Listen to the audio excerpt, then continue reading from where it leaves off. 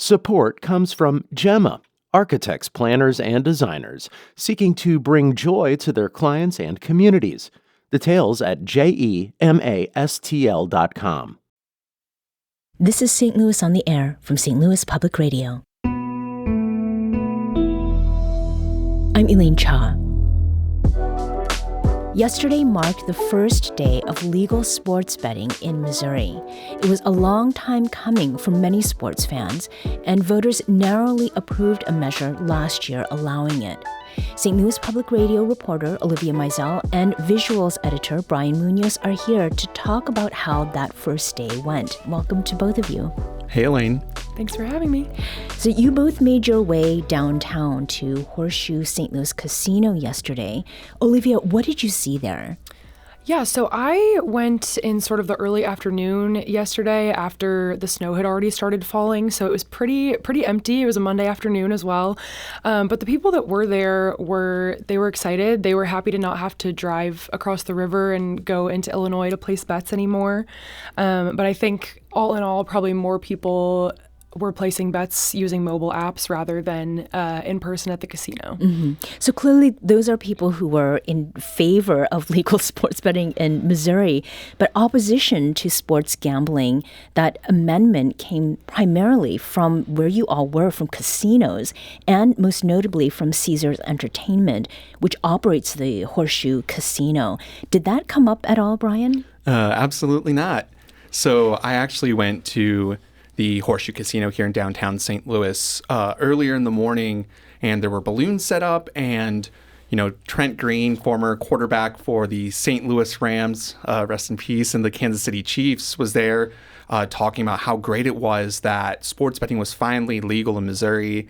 He placed his first bet, which was $100 on Indiana University taking the national championship, but it was all pomp and circumstance and a lot of celebration from folks.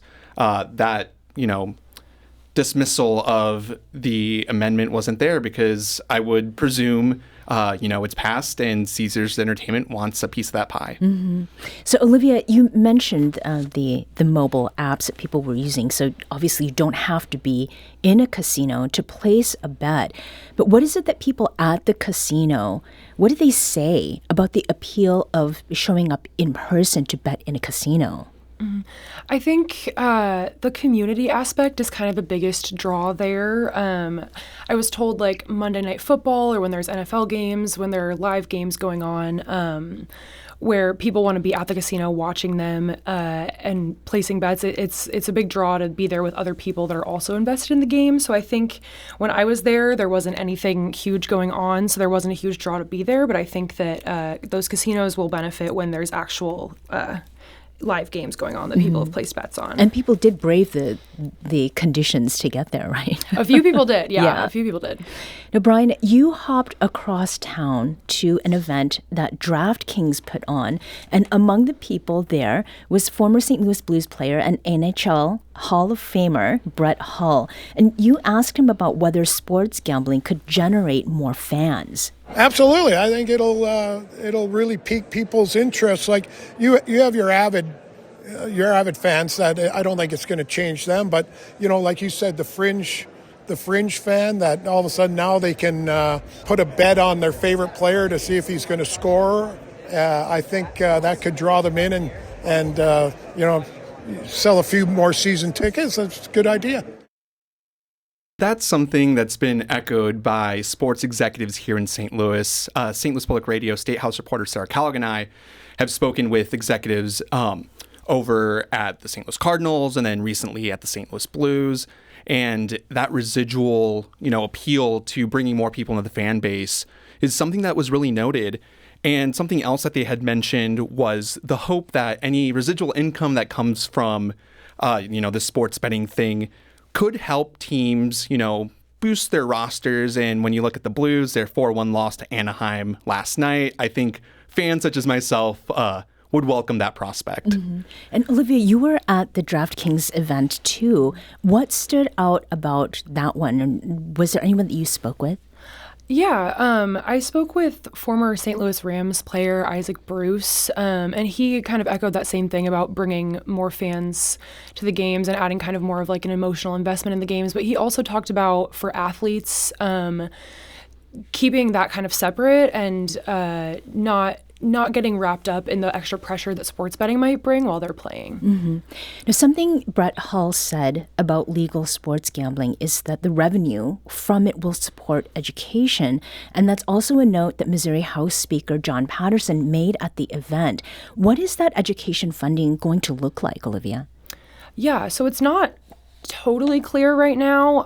It really depends on how much revenue comes in, because first from the revenue that's brought in, that has to be given back to the Missouri Gaming Commission, and then there's also a percentage that has to go to compulsive gambling prevention, and then the rest of it will go to the Department of Education. Patterson did touch on that, and he told me that it'll essentially get given to the schools, and then the schools can kind of decide how to spend it, but we just don't know how much money that will be yet. So the funding talk, there's a lot of mention of buckets.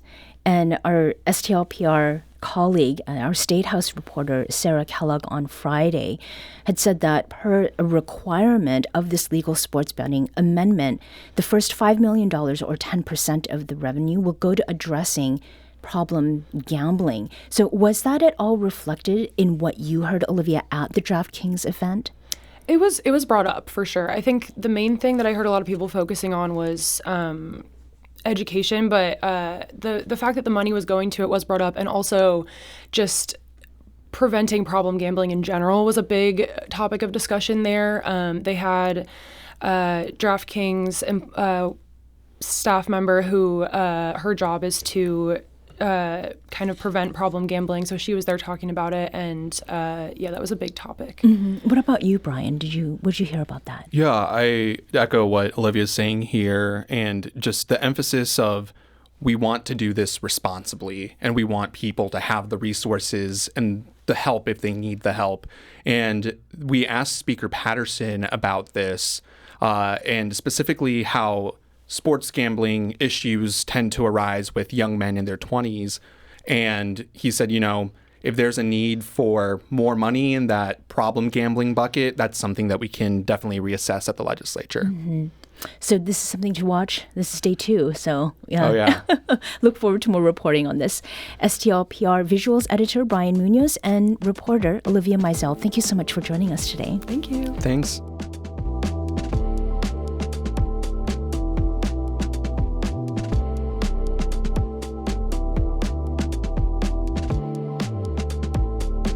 Today's episode was produced by our executive producer, Alex Hoyer.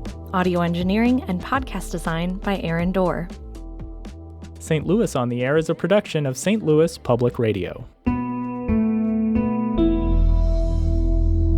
Understanding starts here.